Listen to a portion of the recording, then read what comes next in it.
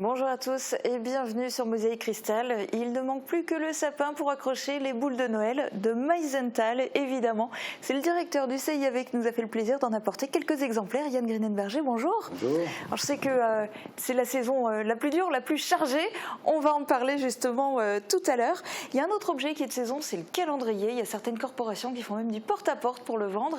Marie-Morgane, tu nous diras ce qu'en pensent les internautes. Coucou. C'est ça, salut.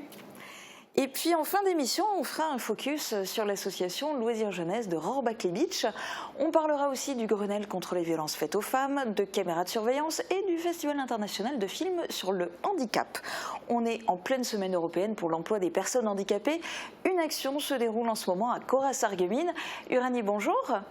Salut Julia. Alors toi qui es sur place depuis ce matin, explique-nous de quoi il s'agit et comment ça se passe.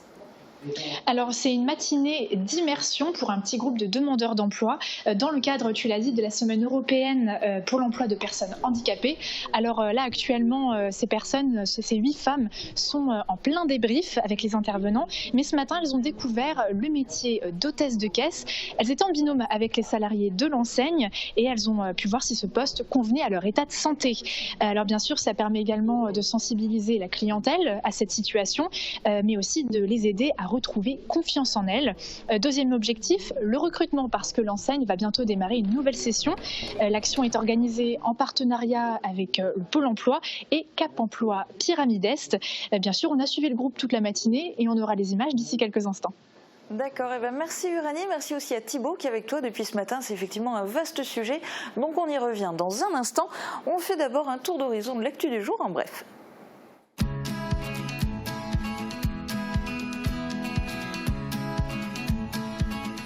Des activités pour tous les goûts, c'est à Airtrix, chez Best. Festival international du film sur le handicap, c'est parti. La soirée de lancement s'est déroulée hier soir au Cinéma Forum de Sarreguemines. Le public a rencontré Pascal Duquesne, acteur atteint de trisomie 21, révélé dans le film Le 8e jour avec Daniel Auteuil. Il avait remporté le prix d'interprétation pour ce rôle dans les années 90.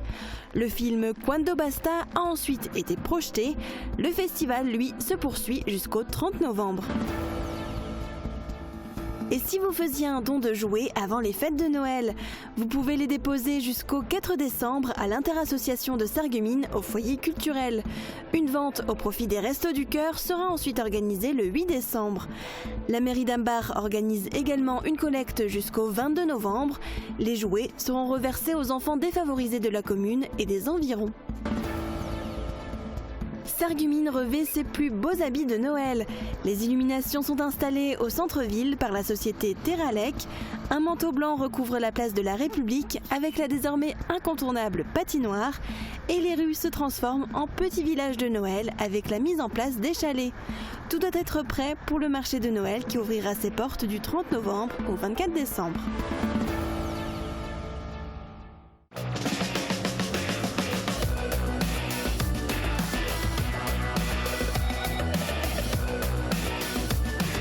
L'Agglo, 10 zones pour développer l'emploi.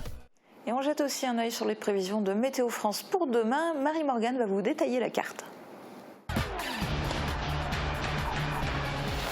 Avec le Crédit Mutuel, partenaire des grands événements sportifs.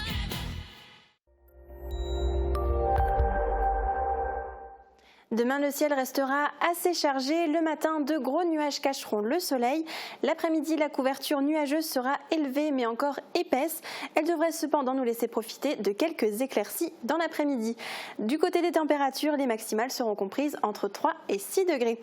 Demain, nous serons le mercredi 20 novembre et nous souhaiterons une bonne fête au Edmond. Le soleil nous accompagnera de 7h49 à 16h45. Les décorations de Noël se mettent doucement en place, que ce soit dans les communes ou chez vous à la maison. On a un bel exemple ici. Merci à Christian Vaudeville pour la photo. Et n'hésitez pas vous aussi à nous envoyer vos images de décoration par mail ou sur notre page Facebook.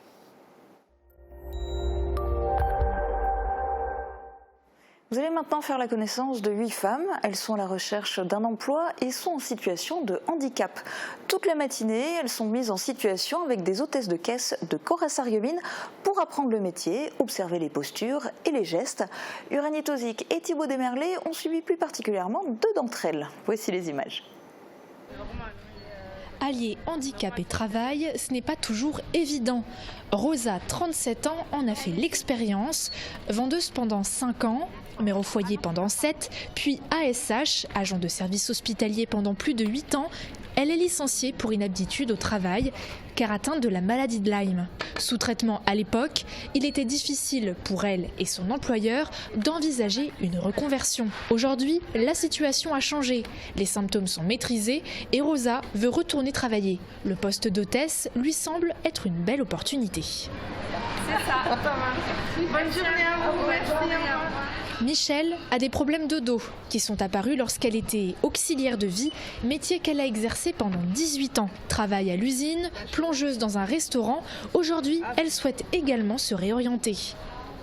Elle a déjà fait un premier pas avec un stage d'1 semaine à l'Intermarché de Beach.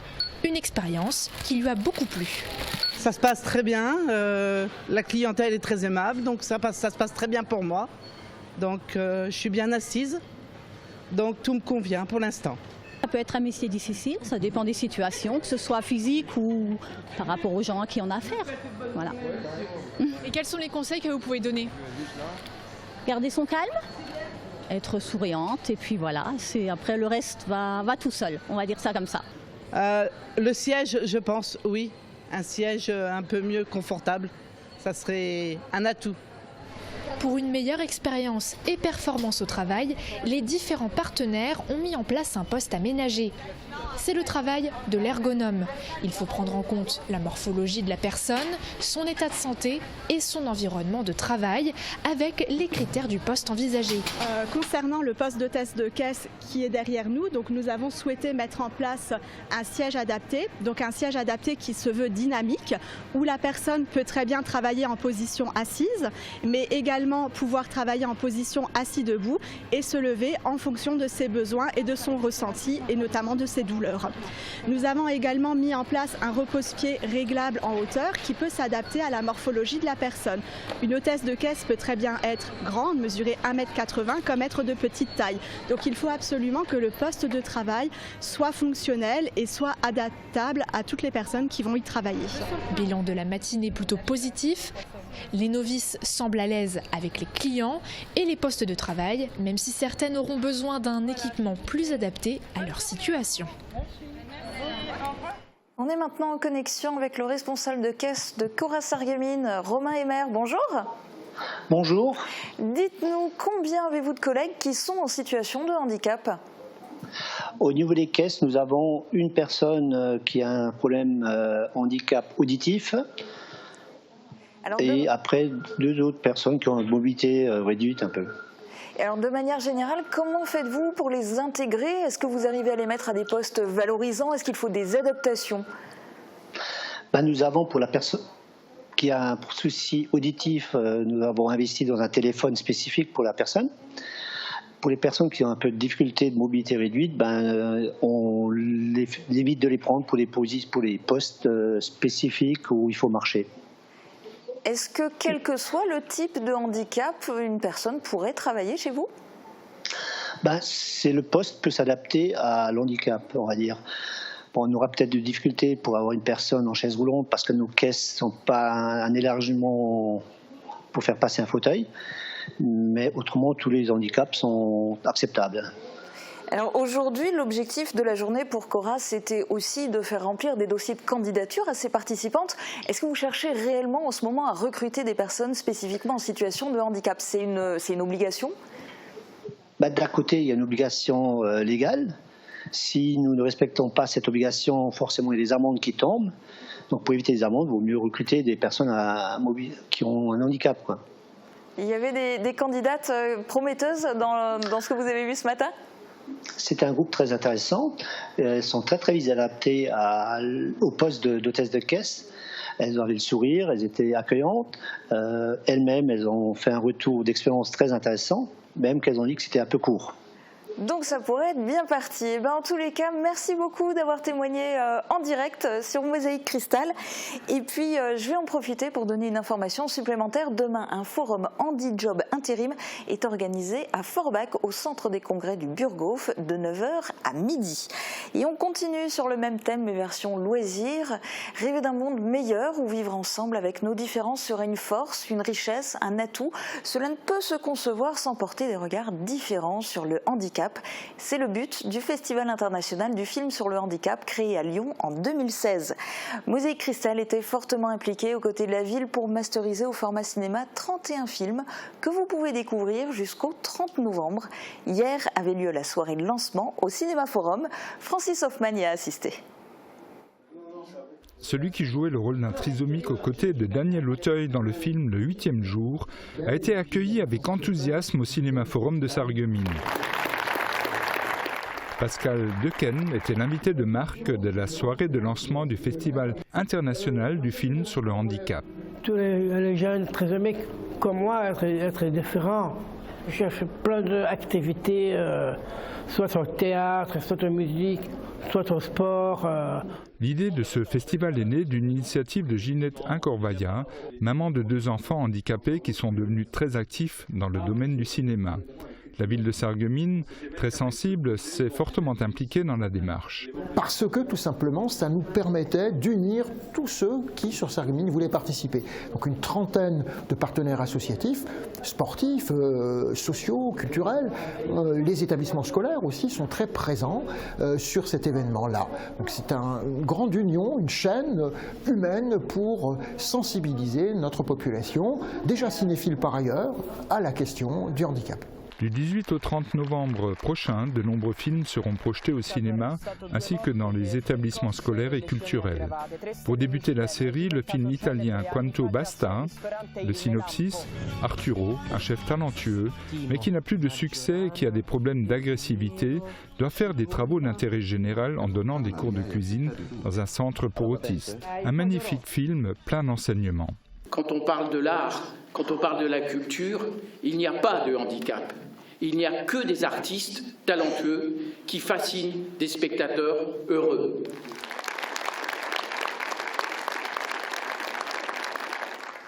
3 9 19, c'est un numéro d'écoute pour victimes. C'est aussi la date de départ du Grenelle des violences conjugales, le 3 septembre dernier. Après 3 mois de travail et de propositions, quelques axes sortent du lot, notamment une meilleure formation des différents intervenants. Une session d'information était proposée au CHS de Sarreguemines en présence de la députée Nicole Triss. Reportage d'Uranie Tozic et Thomas Drouin. Écouter, croire et aider, des mots simples et nécessaires pour prendre en charge une victime de violence conjugale. Pourtant, rien de plus compliqué car plusieurs facteurs entrent en jeu, peur de porter plainte et de représailles, ne pas savoir vers qui se tourner. Le personnel, lui aussi, est parfois démuni face aux victimes. Elles ne se sentent pas écoutées, donc elles repartent chez elles et elles attendent le coup fatal. Et ça, c'est pas normal, c'est inadmissible. Donc, 1, on les écoute, 2, on les croit, et 3, on arrive à les orienter vers les professionnels qui sont aguerris, qui sont expérimentés, qui ont la formation adéquate pour pouvoir les accompagner. Mais cela passe par la création d'un réseau fluide entre les différents professionnels. Réseau qui permettrait d'accompagner au mieux les victimes en rendant les réponses entre les professionnels plus cohérentes.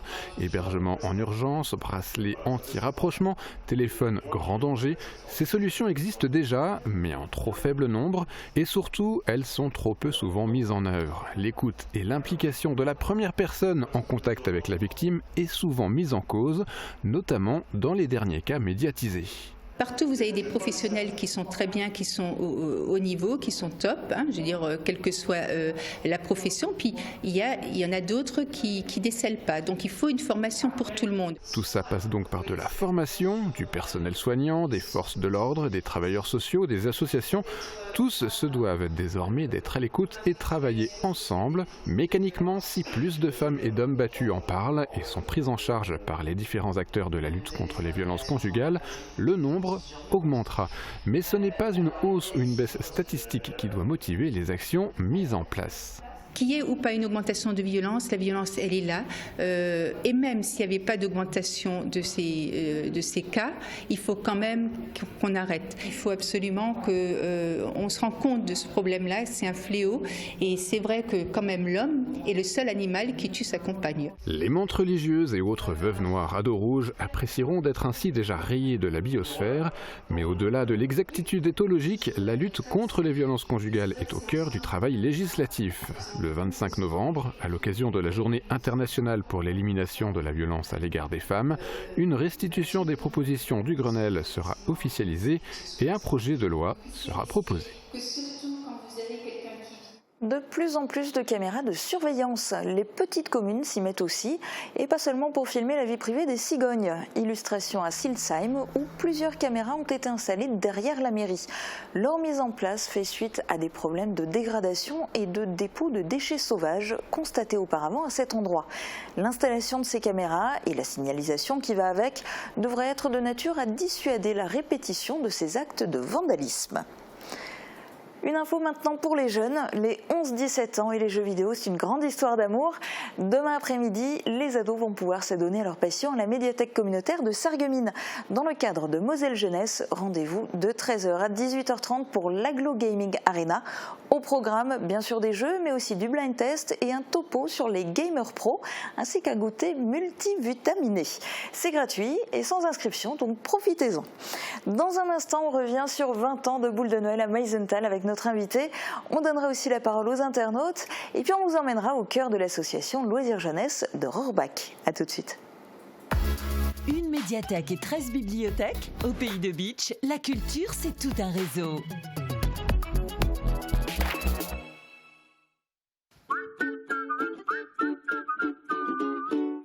Le traditionnel marché de Noël du CHS, c'est du vendredi 22 au dimanche 24 novembre de midi à 18h. Rendez-vous au centre social du CHS pour y découvrir une très grande variété d'articles et de décorations de Noël.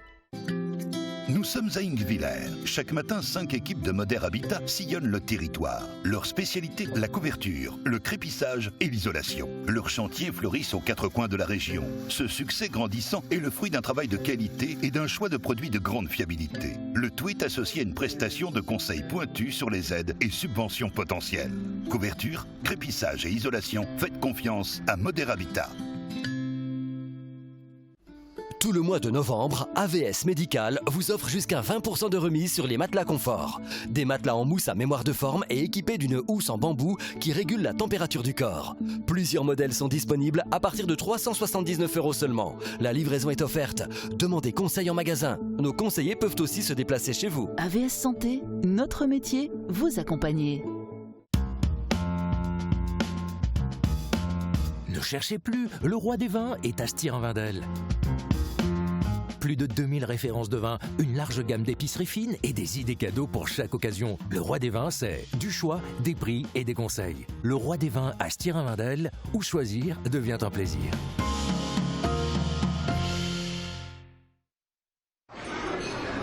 Vous connaissez cette situation ? Dans le doute, n'hésitez pas. Faites dépister votre audition. À la passion de l'audition, bénéficiez de l'accompagnement et de l'expertise de nos conseillers.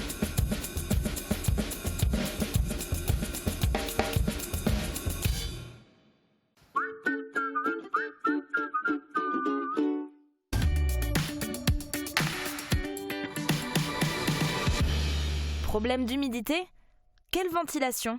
La ventilation ne doit surtout pas être négligée lorsqu'on effectue des travaux d'isolation. En effet, les logements sont de plus en plus étanches à l'air. De ce fait, des problèmes d'humidité peuvent apparaître à tout moment. Pour éliminer la vapeur d'eau que nous produisons à l'intérieur de notre habitation, il existe plusieurs systèmes mécanisés. Optez par exemple pour la VMC Simple Flux. Grâce à des entrées d'air, elle apporte de l'air neuf dans les pièces de vie. Au contraire, son extracteur évacue l'air vicié des pièces humides vers l'extérieur. Encore plus efficace, la VMC Double Flux. Avec son échangeur de chaleur, elle récupère les calories de l'air vicié qui vont préchauffer l'air venant de l'extérieur pour être insufflé dans les pièces de vie. L'économie réalisée est d'environ 7% de la consommation de chauffage. Surtout, pour obtenir des conseils objectifs, gratuits et indépendants sur le choix de votre système de ventilation, prenez contact avec le conseiller énergie de votre territoire, comme moi, avant de commencer les travaux. Faciliter, accompagner et informer pour la rénovation énergétique.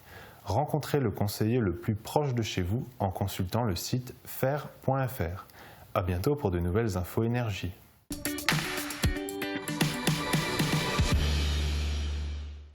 Marie-Morgane, on approche tout doucement de la fin de l'année, c'est donc le moment de se procurer un nouveau calendrier. Oui, et justement, les pompiers viennent de démarrer leur tournée pour vendre leur traditionnel calendrier. Alors, on a voulu savoir si nos internautes allaient s'en procurer un. Alors, Kinette a écrit « C'est une marque de soutien et j'y note les plannings et différents rendez-vous ». C'est pareil pour Marie-Jo qui a déjà acheté le calendrier des pompiers de sa commune. Elisabeth a écrit « Tous les ans, j'achète le calendrier des pompiers de ma commune. C'est une façon de les soutenir et de les remercier d'être là. J'ai déjà eu besoin d'eux à plusieurs reprises et nous assistons aussi tous les ans à leur fête d'été. » Alors Jay nous a écrit « Je vais visiblement être le seul à dire non, mais j'assume, j'ai un grand calendrier. Je ne vois donc pas l'intérêt d'en acheter encore un. Cela n'enlève évidemment en rien le respect que j'ai pour les pompiers ou les éboueurs. » Alors Morgane, elle, n'en a pas besoin non plus, mais elle achète quand même tous les ans aux pompiers. Là aussi, c'est pour les soutenir. Pour Isabelle, c'est pareil. Elle en achète même plusieurs aux pompiers, aux éboueurs, même à la chorale de la paroisse. Mais il reste aussi ensuite dans un tiroir. Elle utilise plutôt son smartphone pour noter ses rendez-vous. Donc ça, c'est de la solidarité. Merci Marie-Morgane.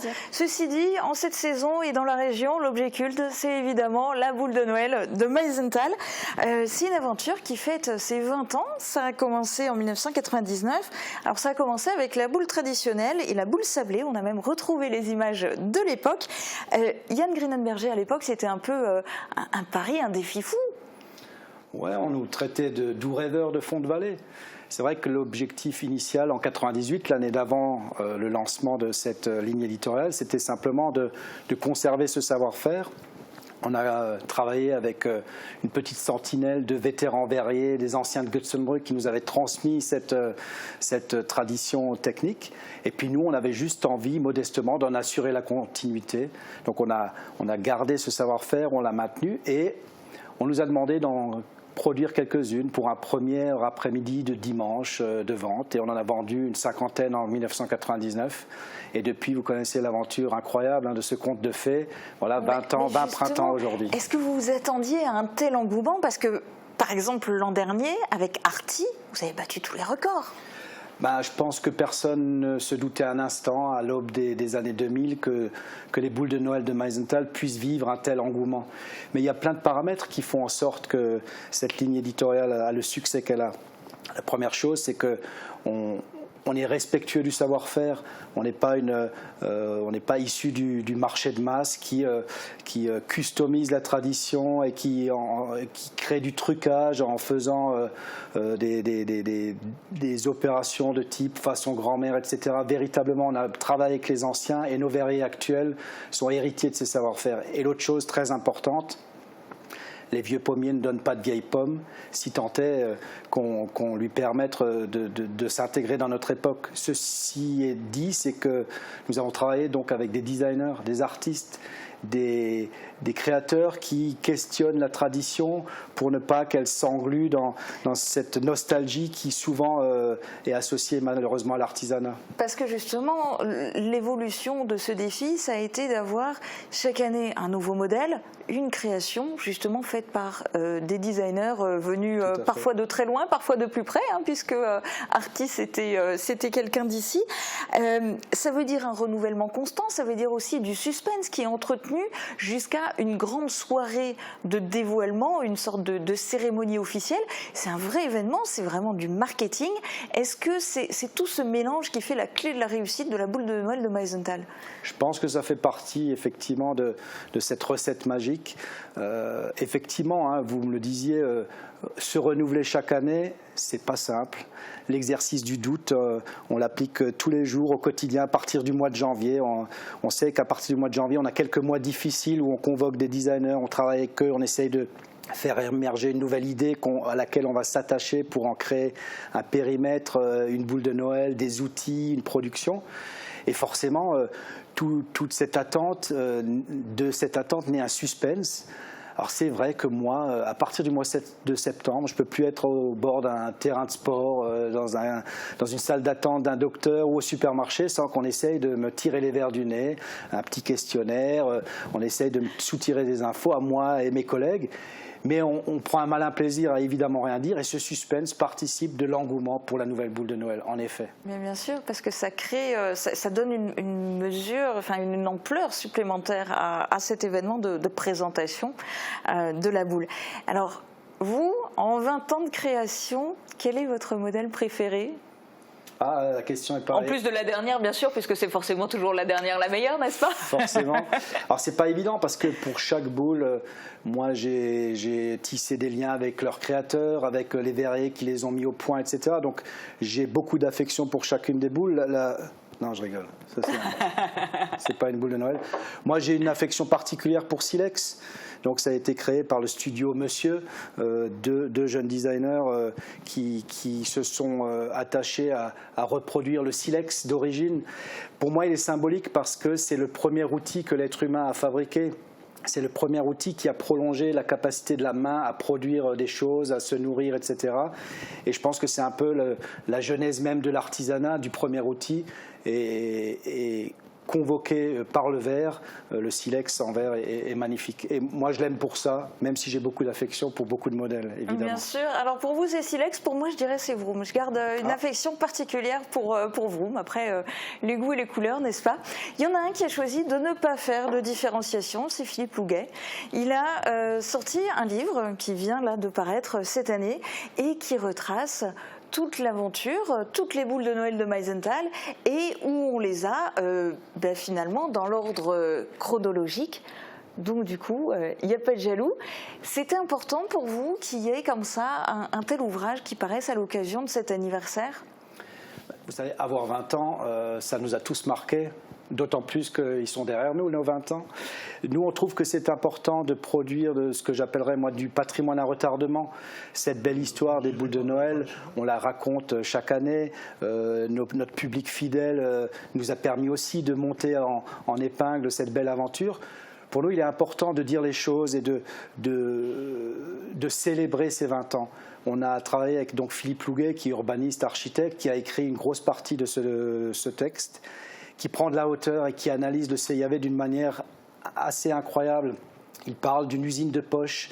Il pense que ce centre d'art verrier est une alternative intéressante à l'industrie de masse. Il se situe exactement entre le petit artisan au fin fond de son petit atelier et la grosse usine.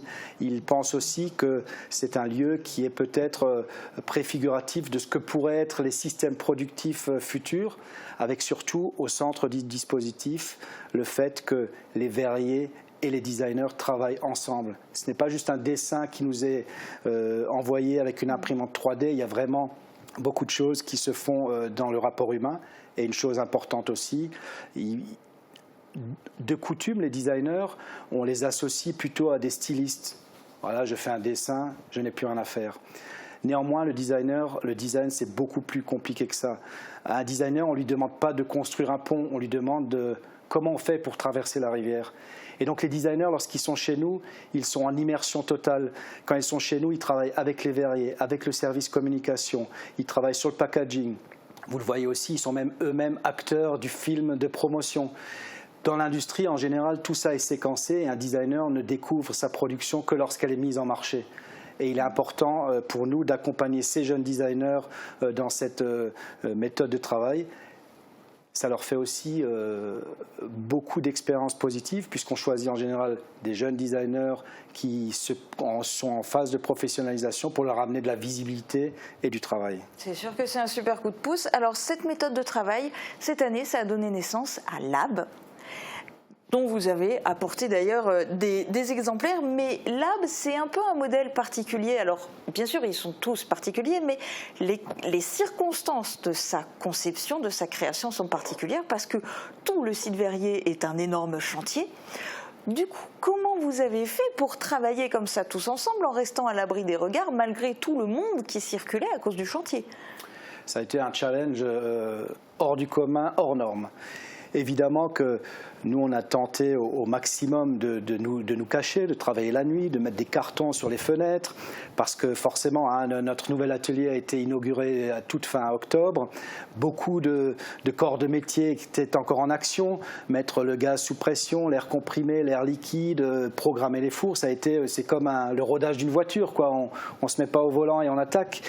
Donc ça a été très compliqué, effectivement, de mener de front les deux, mais on a réussi néanmoins à faire un beau lancement, à la fois de l'atelier et de la boule.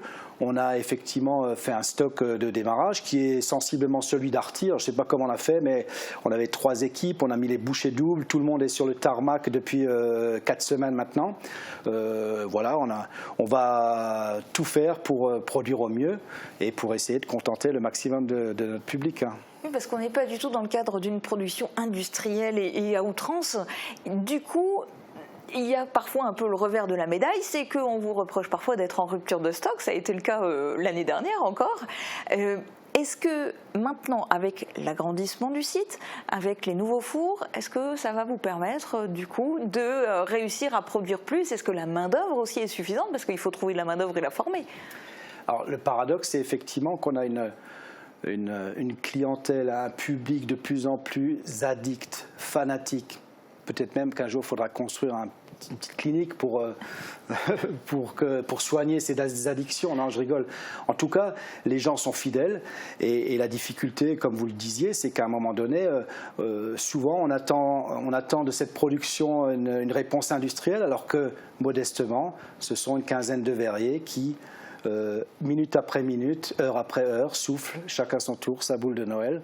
Donc effectivement, on est dans un paradoxe qui fait en sorte que, comme vous le disiez, parfois il y a des ruptures de stock. Alors, je ne dirais pas rupture de stock parce qu'on n'en a jamais zéro. En tout cas, on est dans un process, mais qui est aussi peut-être innovant, hein, qui est celui de dire que, par exemple, ce qui a été produit hier, environ 500 à 600 labs, hein, puisque chaque équipe, on mobilise 3 équipes qui en produisent entre 150 et 200. Ce matin, on a 500 labs de disponibles. C'est pas mal, simplement qu'il faut les dispatcher sur 2-3 points de vente à Meisenthal et on essaye comme ça de contenter le maximum de personnes. Mais alors justement, parce qu'il n'y a pas que la conception et la création, la fabrication, il y a derrière la vente. Est-ce qu'au niveau de la distribution, tout se fait à l'échelon local? Est-ce que vous arrivez à l'exporter, la boule de Noël de Meisenthal? Figurez-vous que quasiment 3/4, 75% des ventes se font sur place. Pourquoi ? Parce que les gens sont attachés au rituel, viennent avec leurs enfants. 15 ans après, ce sont les enfants eux-mêmes qui viennent avec leurs copines, leurs copains. Il y a un attachement au lieu, les vieilles pierres qui parlent, ce site verrier, les démonstrations devant les yeux des visiteurs. Donc il y a un vrai attachement au lieu. Les autres ventes se font principalement sur des points dans le Grand Est, hein, à Strasbourg, Metz, Sarreguemines et Nancy, Colmar. Et un petit point de vente à Paris pour contenter notre public parisien. Mais je trouve que c'est aussi une sorte de militantisme et de résistance. Est-ce qu'il n'y a qu'un modèle dominant qui dit qu'il faut produire énormément et exporter partout? Nous, j'ai l'impression qu'on essaye de militer pour l'inverse, c'est-à-dire qu'on produit ce qu'on peut, avec amour, passion, avec calme, et il faut le mériter. Et donc, il faut venir dans le Grand Est, et il faut venir à Meisenthal. Et les effets sont géniaux parce que ça fait, pour le Pays de Bitche, il faut avouer les choses, hein, le Pays de Bitche est dans une phase post-industrielle, l'armée est partie, la reconversion touristique de ce territoire avec Sarreguemines se fait depuis 20-30 ans. D'avoir comme ça, dans le creux de cette petite vallée, un site qui aujourd'hui attire 50 000 visiteurs, peut-être 20-30 000 de plus avec les nouveaux travaux, c'est un espoir parce que les auberges sont pleines, les restaurants sont pleins, les autres sites touristiques du Pays de Bitche et de Sarreguemines en profitent, les étoiles terrestres, Saint-Louis, Lalique, Meisenthal ensemble brillent encore plus. Donc on est vraiment dans un vrai projet de territoire qui a des effets économiques directs pour le site verrier, avec les boules notamment, mais beaucoup d'effets économiques indirects. Et donc raison de plus pour collectionner tous les modèles des boules de Noël de Meisenthal. Merci beaucoup d'avoir été notre invité aujourd'hui. On vous souhaite une belle saison. Et puis pendant que vous retournez travailler, parce que la saison est intense chez vous, nous on va continuer avec une petite détente avec notre magazine On Tour. Cette semaine, on vous emmène à la découverte de l'une des plus importantes associations du Pays de Bitche, l'association Loisirs Jeunesse. Jeunesse. Depuis 1995, les enfants, les jeunes et les adultes y trouvent toutes sortes d'activités sportives et culturelles à pratiquer. Uranie Tozic vous attend à Rohrbach Beach pour tout vous dévoiler. Je vous laisse en sa compagnie. Très bonne journée à tous. À bientôt.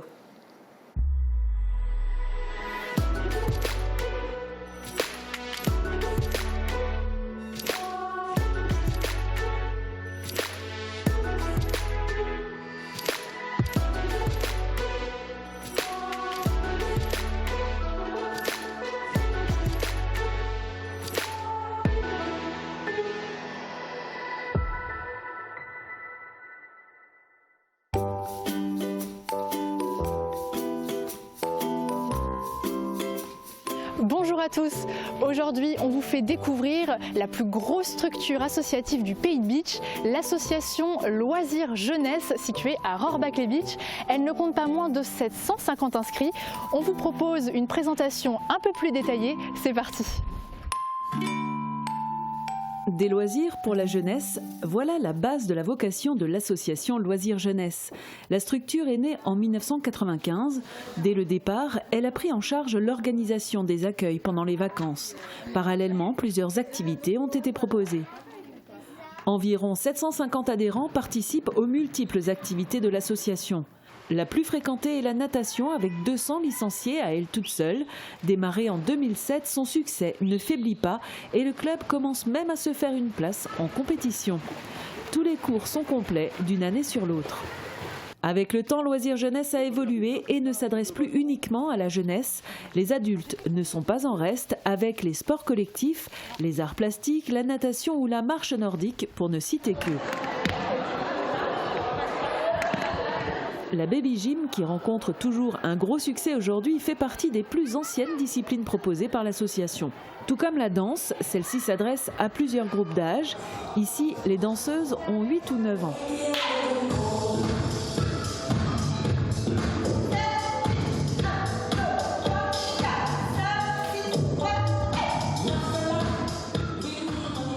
L'association emploie une dizaine d'intervenants pour animer les différentes activités, dont 4 uniquement pour la natation. À ceci s'ajoutent les 4 personnes de l'équipe permanente qui gèrent toute l'organisation de la structure. Et de l'organisation, il en faut. Loisirs Jeunesse a évolué en termes de couverture territoriale, puisqu'aujourd'hui, d'associations socioculturelles de petites collectivités, elle est passée dans l'escarcelle de la communauté de communes du Pays de Beach, soit 46 communes. Récemment, Loisirs Jeunesse s'est aussi vu confier la gestion du service périscolaire de Rohrbach. Sport collectif, arts plastiques, danse, hip-hop, natation. Dès 6 mois et jusqu'à n'importe quel âge, il y a forcément une discipline à explorer pour chacun avec Loisirs Jeunesse. Si tu regardes bien, il n'a que des formes. Marcel Délinger, bonjour. Bonjour. Alors vous êtes le président de l'association Loisirs Jeunesse depuis 2002, c'est bien ça. Alors j'imagine que la structure a beaucoup évolué depuis ses débuts. Expliquez-moi, qu'est-ce qui a changé? Oui, l'association est née en 1995 avec une seule personne qui est aujourd'hui encore notre directrice, c'était Valérie Muller. Une seule personne, c'était des activités très limitées et on a commencé tout petit, mais tout petit dans le nombre et tout petit dans la taille, puisque c'était la première activité, c'était les baby gym. Donc c'est les petits enfants qui faisaient la gymnastique, activité qui existe toujours. Et bien entendu, l'association a pu et a su s'adapter à l'évolution. Et qui dit évolution dit augmentation d'activité, et ce qui veut dire aussi augmentation du nombre de personnes qui vont les encadrer, ces activités. Alors au bout d'un certain nombre d'années, on s'est retrouvé, comme aujourd'hui, à 4 personnes à temps plein, sans compter tous les animateurs qui tout au courant de l'année viennent donner un coup de main. Donc ça fait une trentaine de personnes supplémentaires avec lesquelles on communique donc au cours de l'année pour encadrer tout l'ensemble des activités c'est énormément de travail. Qui se sont bien développées et c'est énormément de travail. J'ajoute toujours que j'ai de la chance de travailler avec une équipe top parce qu'ils sont non seulement dévoués, mais en plus ils plaisent. Ils plaisent à un public intergénérationnel, autant aux parents qu'aux enfants qui nous font confiance. Alors vous posez la question sur l'évolution. Tout à fait, et les grands moments forts que vous avez pu avoir. Je vais en citer un qui est particulièrement important, c'est qu'il faut savoir qu'au départ, notre association était, j'allais dire, réservée à 9 communes, puisque nous sommes nés à Rohrbach, où nous sommes toujours, mais nous nous occupions que de 9 communes qui étaient celles composant la communauté commune de Rohrbach-les-Bitches. Et en 2017, bien sûr, il a fallu évoluer, et nous avons su le faire, puisque la communauté de communes de Rohrbach-les-Bitches est devenue communauté de communes du pays des Bitches. Donc forcément, au lieu de toucher que 9 communes, vous en touchiez 46. Fatalement, nous en sommes à 46 aujourd'hui. Naturellement, notre activité ne s'est pas développée autant. Nous n'avons pas multiplié par 3 ou 4 nos activités, car là, il aurait fallu multiplier par 3 ou 4 personnels. Mais sachant aussi que le nerf de la guerre, aujourd'hui, eh bien, il fait le financement aussi. Exactement. Tout à fait, on le comprend bien. Et donc, par rapport au moment fort, il y a aussi le périscolaire que vous avez intégré dans l'association. Exactement. Deuxième moment fort, c'est après 2013-2014, lorsque le gouvernement a décidé de créer les nouveaux rythmes scolaires et accompagné par des nouvelles activités périscolaires de ces fameux rythmes. Eh bien, nous nous sommes mis à la disposition, à l'époque donc des 9 communes, et nous avons appris à encadrer le périscolaire de manière tout à fait professionnelle, ce qui nous a fait rebondir cette année, puisque la commune de Rohrbach, que je ne cesse de remercier, nous fait confiance pour son activité périscolaire, grâce à l'expérience que nous avons acquise au cours des dernières années. Inévitablement, cela fait du travail supplémentaire. On l'imagine, et une autre organisation une organisation à un côté. peu particulière. Il nous a fallu, par exemple, embaucher un directeur. D'accord, très bien, qui s'occupe juste du périscolaire. Et concernant le centre aéré, est-ce que vous pouvez nous dire quelques mots? Est-ce que ça fonctionne bien? Est-ce qu'il y a beaucoup d'enfants qui participent? Combien de fois dans l'année?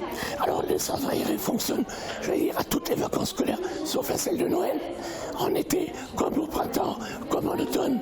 Et il est réparti à Rohrbach et dans les communes avoisinantes. Alors là, une moyenne de 50 personnes, de 50 enfants nous sont confiés, ce qui veut dire que nous faisons le plein systématiquement. J'ajoute à ça les camps de vacances, pendant les grandes vacances, qui sont animés également par notre personnel. Et vous avez fait le tour de la question, c'est-à-dire qu'il y a du travail à Loisirs Jeunesse, et j'ai une équipe, je le répète, formidable, qui gère ça de manière tout à fait magistrale. En tout cas, le message est passé, merci beaucoup. Le centre aéré, c'est une très belle aventure, et vous allez le voir ici, les animateurs interviennent à tous les niveaux, regardez. Une semaine de vacances pas comme les autres. Ici, 50 enfants sont accueillis pour une semaine d'activité. À Loisirs Jeunesse, on est bien rodé sur ce créneau. 25 ans d'expérience, ce n'est pas rien. Donc, Loisirs Jeunesse organise depuis sa création, depuis 1995, des accueils de loisirs. Donc, on en propose à chaque vacances, sauf Noël. Alors, 1 semaine, 2 semaines. En été, on a 5 à 6, voire 7 semaines de centre aéré. On en accueille en général 50. Ils affichent tous complets. Cette semaine, les enfants explorent l'art sous toutes ses formes. Chaque centre aéré est organisé de la même façon, mais propose un thème différent. Chaque accueil de loisirs a un thème, donc chaque semaine c'est le fil conducteur de la semaine. Donc toutes les activités, que ce soit sportives, expression ou manuelles, sont en lien avec le thème défini avec l'équipe d'animation. À savoir que chaque semaine on fait une sortie à la journée en lien avec le thème et également une demi-journée au centre aquatique de Rohrbach. Sur chaque semaine on organise un grand jeu. Donc pour les moins de 6 ans et les plus de 6 ans, et c'est vrai que c'est toujours très attendu par les enfants. Occuper les enfants pendant les vacances scolaires n'est pas qu'une histoire de garderie pratique pour les parents qui travaillent. L'équipe d'animation a des objectifs pédagogiques et éducatifs très précis. Alors on va principalement sur l'autonomie de l'enfant, sur le fait que l'enfant doit être acteur de ses vacances, qu'il puisse lui-même choisir. On n'arrive pas en imposant des activités précises, en disant aujourd'hui tu vas faire ça, ça et ça. Chaque animateur arrive avec son activité, on les propose aux enfants, donc ils peuvent se retrouver retrouver, découvrir de nouvelles choses, ne pas justement rester dans ce qu'ils connaissent. Et donc ils ont le choix, c'est eux qui créent un petit peu leurs vacances à la carte. S'ouvrir à de nouvelles disciplines, travailler sa créativité, apprendre à vivre ensemble, des vacances bien occupées qui laisseront de bons souvenirs aux enfants. Valérie Muller, bonjour. Bonjour. Alors vous êtes la directrice de Loisirs Jeunesse. C'est ça. Loisirs Jeunesse, ça s'adresse à qui? Alors à première vue aux enfants, aux jeunes, mais pas que. Non, pas que. Ça s'adresse même dans un premier temps aux tout petits, puisque nos plus jeunes adhérents ont entre 5 et 6 mois. Donc ils participent à l'activité des bébés nageurs. Et après, on touche à peu près toute la population jusqu'à 70-75 ans sur d'autres types d'activités. Et alors certains des enfants qui ont pu venir dans l'association reviennent quelques temps après et passent le stage BAFA. Est-ce que c'est encore d'actualité? C'est tout à fait d'actualité. Donc étant enfants, ils sont pris au jeu, donc ils ont décidé de passer leur formation BAFA. On en organisera une d'ailleurs au printemps 2020, une formation théorique et une formation d'approfondissement BAFA. Après, ce sont aussi des jeunes qui ont pratiqué des activités enfants et qui ont eu envie de les continuer en tant qu'ados et en tant qu'adultes. C'est ainsi qu'en fait l'association s'est diversifiée à ce point-là. Bon, pas pour les plus âgés, mais voilà, en tout cas pour toucher tous les adultes également. Ok, très bien. Et alors, on imagine aussi que l'offre des activités évolue constamment. Qu'est-ce qui est tendance actuellement? Qu'est-ce qui l'est plus? Vous avez supprimé des activités? On a effectivement supprimé des activités. On a eu pendant de très nombreuses années de la percussion et de la danse africaine avec un grand nombre d'adhérents. Ça s'est essoufflé, donc depuis la rentrée de septembre, c'est une activité que nous ne proposons plus. Ça a été le cas également avec le volley. Nous avions plusieurs équipes qui évoluaient en championnat pour se retrouver il y a 4 ou 5 ans avec 5-6 adhérents, ce qui nous permettait même plus d'envoyer une équipe en championnat. Et il y a des activités qui, on va dire, ont plus de succès. Alors il y a des activités qui ont plus de succès, qui existent depuis de très nombreuses années, comme la danse qui est une valeur sûre, la baby gym ou l'art plastique, et en l'occurrence tout ce qui est natation. Qui existe depuis 2007 d'ailleurs. Qui existe depuis 2007. Comment vous expliquez cet engouement pour la natation? Alors je pense que maintenant dans la tête des parents, je ne parlerai pas forcément non plus tout de suite de survie, mais c'est un besoin des enfants pour qu'ils sachent nager. Voilà, où qu'on aille en vacances, c'est vrai qu'il y a un plan d'eau, la mer, la piscine, donc je pense que c'est important de nos jours que les enfants sachent nager. Très bien. Et on a d'ailleurs, juste par rapport à ça, si je peux me permettre, donc notre première nageuse qui au printemps dernier a été sélectionnée en équipe départementale, donc de Moselle, au niveau de la natation. Mais félicitations en tout cas. On est fiers d'elle. Et on parlait tout à l'heure du périscolaire. Eh bien, on vous a capturé un moment de vie. Voici les images. 60 enfants à la cantine et une cinquantaine à l'accueil du soir, le service périscolaire de Rohrbach est une structure importante. Les locaux se trouvent dans le même bâtiment que l'école pour une prise en charge des enfants dès la sortie des classes. Après un goûter, les animatrices proposent différentes activités aux enfants, des activités variées qui évoluent tout au long de l'année. La première des choses qu'il faut faire, c'est prévoir les thématiques que l'on va aborder, parce qu'on fonctionne de manière sous une forme de thématique. Donc chaque mois, une nouvelle thématique est proposée. Pour le mois de septembre, c'était la thématique du Roi Lion. Sur le mois d'octobre, c'était la thématique d'Halloween. Et sur ce mois-là, donc sur le mois de novembre, c'est la thématique de l'automne. Et donc les activités gravitent forcément autour de cette thématique. Et elles peuvent aller de l'activité manuelle, traditionnelle, des jeux collectifs en extérieur ou même en intérieur, au niveau artistique, culturel, etc., des sorties. Enfin, on peut partir sur beaucoup de choses. Après, c'est à l'équipe de travailler là-dessus pour proposer ce genre de choses aux enfants. Le service nécessite l'intervention de 12 personnes depuis l'accueil du matin à 7 h avant la classe jusqu'au soir à 18 h. La période du soir occupant à elle seule 6 personnes. Le périscolaire est un temps en collectivité, un temps de loisir qui n'est pas qu'un mode de garde d'enfant.